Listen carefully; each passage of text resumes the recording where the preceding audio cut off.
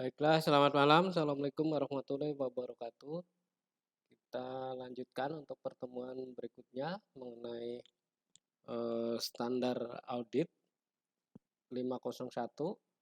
Yang akan kita bahas adalah mengenai bukti audit dan pertimbangan spesifik atas unsur pilihan.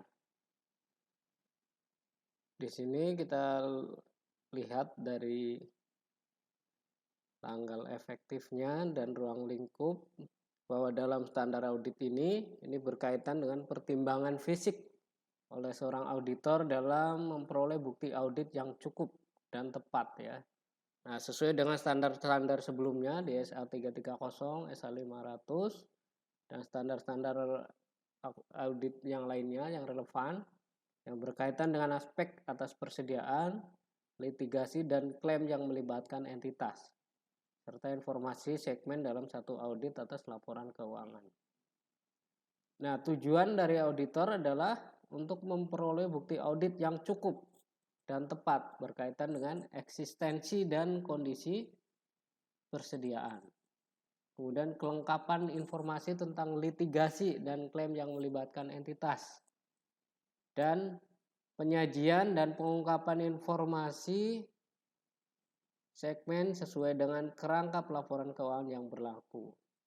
Nah, di dalam ketentuannya persediaan ini, jika persediaan berjumlah material dalam laporan keuangan, maka auditor harus memperoleh bukti audit yang cukup dan tepat ya tentang eksistensi dan kondisi persediaan ya. Yaitu caranya harus melakukan perhitungan fisik persediaan. Nah, pada saat perhitungan fisik persediaan berarti auditor harus hadir di situ, harus ketemu bagian gudang, ketemu bagian persediaan ya, kecuali jika tidak praktis ya. Kemudian harus melakukan evaluasi, instruksi dan prosedur manajemen ya untuk mencatat dan mengendalikan hasil perhitungan persediaan secara fisiknya. Apakah mereka melakukan pencatatan atau tidak ya di perusahaan itu, di bagian gudang terutama ya. Kemudian dicocokkan dengan fisiknya. Nah, kemudian melakukan observasi pelaksanaan prosedur penghitungannya ya yang dibuat oleh manajemen. Setelah itu kita melakukan inspeksi, auditor harus melakukan inspeksi persediaan, jadi melihat langsung, menghitung langsung, bukan menghitung, yang menghitung bagian gudang, auditor hanya melihat ya. Kemudian menguji penghitungan fisiknya, test count-nya, dijumlahkan benar enggak. Nah, kemudian setelah itu baru prosedur audit atas catatan persediaan final untuk menentukan apakah catatan tersebut mencerminkan hasil perhitungan fisik secara aktual ya. Kemudian jika penghitungan fisiknya dilaksanakan pada satu tanggal selain tanggal laporan keuangan, maka auditor harus sebagai tambahan prosedur yang diharuskan oleh paragraf 4 ini bahwa harus melaksanakan prosedur audit untuk memperoleh bukti audit ya. Apakah perubahan persediaan di antara tanggal perhitungan fisik dengan tanggal laporan keuangan itu telah dicatat dengan semestinya? Karena setelah tanggal laporan keuangan harusnya antara catatan laporan keuangan dengan fisik yang ada saat itu harusnya sama ya. Jadi pada saat perhitungan fisiknya kan setelah tanggal laporan keuangan tentu bisa ditarik mundur ya, misalnya saldo catatannya misalnya 10. Kemudian ada mutasi penambahan dan pengeluaran enggak selama 3 bulan dari tanggal neraca, dari tanggal tutup laporan keuangan. Nah, tinggal di trace dari saldo perhitungan fisik cocokkan dengan kartu persediaan. Kalau sudah sama berarti tinggal ditarik mundur. Selama 3 bulan itu ada mutasi nggak pengeluaran sama pemasukan. Nah, nanti ketemulah saldo awalnya. Nah, saldo awal itulah yang harus sama dengan yang di laporan keuangan. Nah, jika tidak sama, nah apa yang menyebabkan? Itu harus cari tahu ya.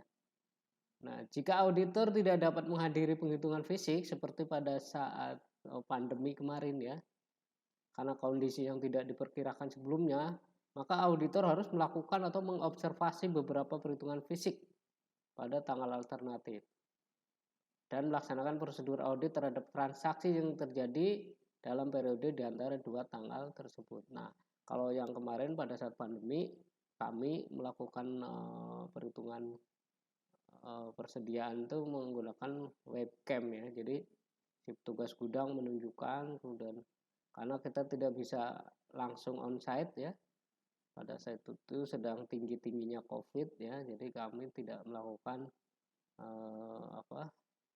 pekerjaan penghitungan persediaan secara fisik di lapangan, tapi dengan menggunakan teknologi kita melakukan prosedur audit dengan tidak mengurangi ketelitian ya. Jadi si bagian gudang harus menghitung di depan kamera. Nah, kalau udah sama kita nyatakan bahwa itu adalah benar catatannya. Nah, kalau misalnya tidak sama berarti harus dicari tahu kenapa tidak sama. Nah, itu ya.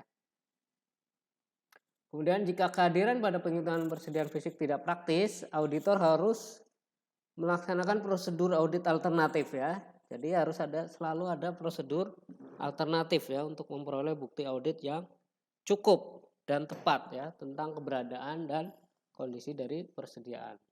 Nah, jika tidak memungkinkan melakukan itu, auditor harus memodifikasi opini ya dalam laporan auditor. Jadi ada pengecualian di situ ya. Kalau misalnya persediaannya tidak bisa ditelusuri ya, baik catatannya maupun fisiknya ya. Kemudian jika persediaan yang disimpan dan dikendalikan oleh pihak ketiga bernilai material, maka dalam laporan keuangan auditor harus memperoleh bukti audit yang cukup dan tepat ya tentang eksistensi dan kondisi persediaan tersebut dengan melaksanakan satu atau kedua prosedur berikut. Yang pertama, meminta konfirmasi dari pihak tiga ya tentang kuantitas dan kondisi persediaan yang disimpan ya atas nama entitas ya. Jadi harus ada konfirmasi dari pihak tiga. Justru konfirmasi ini sangat penting ya sebagai bukti untuk menghentikan prosedur yang seharusnya diadakan tapi karena terkendala ada prosedur alternatif. Kemudian harus melaksanakan inspeksi atau prosedur audit lainnya yang tepat sesuai dengan kondisi. Nah, itu ya. Kemudian litigasi dan klaim ya. Di sini auditor harus merancang dan melaksanakan prosedur audit untuk mengidentifikasi litigasi dan klaim yang melibatkan entitas yang dapat menimbulkan satu resiko kesalahan penyajian material ya. Dengan cara apa? Meminta keterangan dari manajemen dan jika relevan pihak lain ya, kalau ada ya, termasuk penasihat hukum internal ya, lawyer atau semacam konsultannya ya. Menelaah risalah rapat ya dari pihak-pihak yang bertanggung jawab atas tata kelola dan korespondensi antara entitas dengan penasihat hukum eksternal. Kemudian menelaah akun biaya hukum ya. Kemudian yang berikutnya, jika auditor menilai bahwa satu resiko kesalahan penyajian tentang litigasi atau klaim yang telah diidentifikasi, atau jika prosedur audit yang dilaksanakan menunjukkan bahwa litigasi dan klaim lain mungkin ada, auditor harus sebagai tahapan prosedur yang diwajibkan oleh standar audit lain ya, melakukan komunikasi langsung ya dengan penasihat hukum eksternal ya.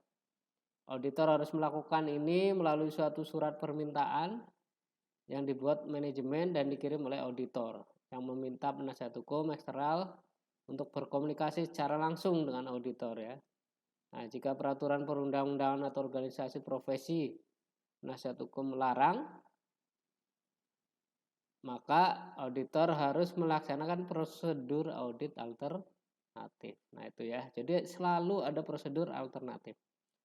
Jika manajemen menolak untuk memberikan izin kepada auditor untuk berkomunikasi atau bertemu dengan penasihat hukum atau penasihat hukum eksternal menolak untuk merespon surat permintaan keterangan, auditor tidak dapat memperoleh bukti yang cukup dan tepat melalui prosedur audit alternatif, maka auditor harus memodifikasi opini dalam auditor berdasarkan SA 705. Nah, itu ya. Kemudian dalam representasi tertulis, auditor harus meminta manajemen relevan pihak yang bertanggung jawab atas tata kelola untuk memberikan representasi tertulis bahwa semua litigasi dan klaim yang aktual dan telah diketahui atau yang mungkin terjadi yang dampaknya harus dipertimbangkan dalam penyusunan laporan keuangan ya. Kemudian untuk informasi segmen di sini auditor harus memperoleh bukti audit yang cukup dan tepat tentang penyajian dan pengungkapan informasi sesuai dengan kerangka pelaporan keuangan yang berlaku. Yang pertama memperoleh pemahaman tentang metode ya yang digunakan untuk menentukan informasi segmen, yaitu mengevaluasi apakah metode tersebut menghasilkan pengungkapan yang sesuai. Kemudian jika dianggap tepat, menguji penerapan metode tersebut. Kemudian yang berikutnya melaksanakan prosedur analitis ya atau prosedur audit lainnya sesuai dengan kondisi. Nah, itu ya. Jadi penerapan dan penjelasan lain bahwa harus ada menghadiri perhitungan fisik persediaan. Kemudian di sini manajemen menentukan prosedur di mana perhitungan persediaan fisik harus dilakukan minimum sekali dalam setahun sebagai basis untuk menyusun laporan keuangan.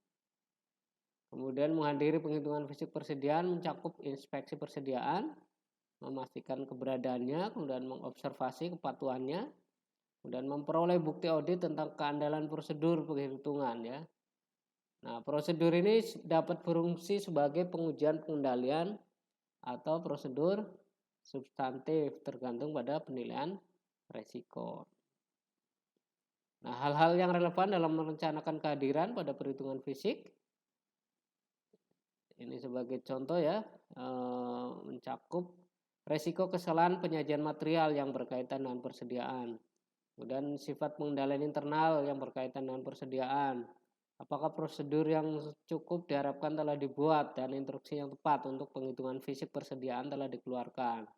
Kemudian saat perhitungan fisik persediaan ya, apakah entitas memelihara sistem persediaan perpetual dan lokasi penyimpanan persediaan termasuk materialitas persediaan dan resiko salah saji material dan lokasi. Nah, apakah auditor memerlukan bantuan dari seseorang dengan keahlian tertentu? Nah, ini di dalam standar audit 620 berkaitan dengan penggunaan seorang dengan keahlian tertentu untuk membantu auditor dalam memperoleh bukti audit yang cukup. Kemudian harus ada evaluasi instruksi dan prosedur manajemen ya. Di sini adalah penerapan aktivitas pengendalian yang tepat, identifikasi secara akurat tentang penyelesaian pekerjaan yang masih dalam proses, prosedur yang digunakan untuk mengestimasi kuantitas fisik, dan pengendalian terhadap pergerakan persediaan. Nah, kemudian dalam mengobservasi pelaksanaan prosedur perhitungan ini, maka prosedur yang berkaitan dengan pengendalian terhadap pergerakan persediaan sebelum, selama, dan setelah perhitungan itu membantu auditor dalam memperoleh bukti audit ya. Kemudian yang inspeksi persediaan di sini adalah ketika menghadiri perhitungan fisik tadi ya. Dan menguji perhitungan fisik berarti menelusuri barang yang dipilih dari pencatatan, penghitungan manajemen ke fisik, dan menelusuri barang yang dipilih dari fisik persediaan ke catatan. Nah, itu ya. Jadi harus menyediakan bukti audit tentang kelengkapan dan keakurasian catatan tersebut. Nah, itu ya. Nah, ini penjelasannya bisa dibaca sendiri. Nah, ini tambahnya ini prosedur audit lain, jadi sesuai dengan kondisi. Jika informasi yang diperoleh menimbulkan keraguan atas integritas dan objektivitas pihak ketiga, maka auditor dapat mempertimbangkan untuk melaksanakan prosedur audit lain sebagai tambahan konfirmasi kepada pihak ketiga. Contoh prosedur lain, menghadiri atau mengatur auditor lain untuk menghadiri perhitungan persediaan fisik yang dilakukan oleh pihak ketiga. memperoleh laporan auditor lain atau laporan auditor jasa tentang kecukupan pengendali internal ya, untuk menjamin bahwa persediaan dihitung dengan tepat. Menginspeksi dokumentasi tentang persediaan yang disimpan oleh pihak ketiga ya, contoh bukti penerimaan gudang, dan meminta konfirmasi dari pihak lain ketika persediaan dijadikan sebagai jaminan. Nah itu ya. Itulah untuk standar 501 mengenai bukti audit yang harus dipahami bahwa catatan antara laporan keuangan itu harus sama dengan fisik dari persediaan itu. Demikian, terima kasih penjelasan untuk standar audit 501. Selamat malam. Wassalamualaikum warahmatullahi wabarakatuh.